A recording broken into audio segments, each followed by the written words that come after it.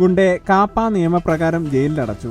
Karavoor Chembanaruvi Mullumala വിഷ്ണുവിലാസത്തിൽ വിഷ്ണുവിനെയാണ് Pathanapuram police KAAPA നിയമപ്രകാരം arrest ചെയ്തത്. Punalur government ആശുപത്രിക്ക് സമീപം ആംബുലൻസ് ഡ്രൈവറായി ജോലി ചെയ്തിരുന്ന ഇയാൾക്കെതിരെ പുനലൂർ പത്തനാപുരം പോലീസ് സ്റ്റേഷനുകളിൽ നിരവധി കേസുകളുണ്ട്.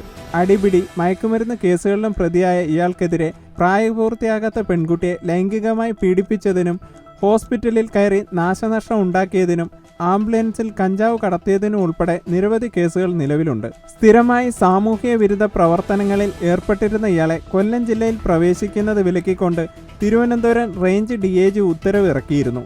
ഈ ഉത്തരവ് ലംഘിച്ച് ഇയാൾ കൊല്ലം ജില്ലയിൽ പ്രവേശിച്ചിട്ടുള്ളതായി കൊല്ലം റൂറൽ ജില്ലാ പോലീസ് മേധാവിക്ക് ലഭിച്ച രഹസ്യ വിവരത്തിന്റെ അടിസ്ഥാനത്തിൽ നടത്തിയ അന്വേഷണത്തിലാണ് പ്രതി പിടിയിലായത്. പുനലൂർ DYSPയുടെ നിർദ്ദേശാനുസരണം Pathanapuram inspector Biju, SI Saralal, civil police ഓഫീസർമാരായ വിഷ്ണു, ബോബിൻ, സൂരജ് എന്നിവർ ചേർന്നാണ് ചെമ്പനരുവി വനമേഖലയിൽ നിന്നും ഇയാളെ പിടികൂടിയത്. സ്ഥിരമായി കുറ്റകൃത്യങ്ങളിൽ ഏർപ്പെടുന്നവർക്കെതിരെ ജില്ലാ പോലീസ് മേധാവിയുടെ നിർദ്ദേശപ്രകാരം കാപ്പ നിയമപ്രകാരമുള്ള ശക്തമായ നടപടി സ്വീകരിക്കുമെന്നും പോലീസ് അറിയിച്ചു.